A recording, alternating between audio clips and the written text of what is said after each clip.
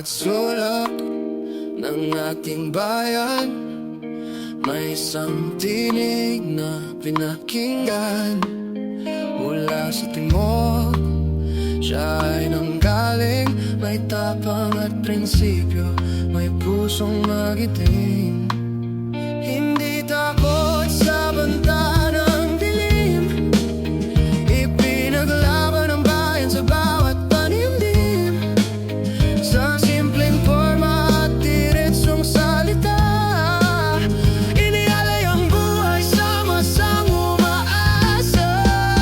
Ito ang tatak, ang tatak ni Digong, pagbabagong tunay na ipinula sa kahapon. May paninindigan, may bisyon at gawa, pagmamahal sa bayan na walang kapantay, walang sawa. Isang legasya na nakaukit sa puso ng bansa, ang batang pilit magningning sa alaala.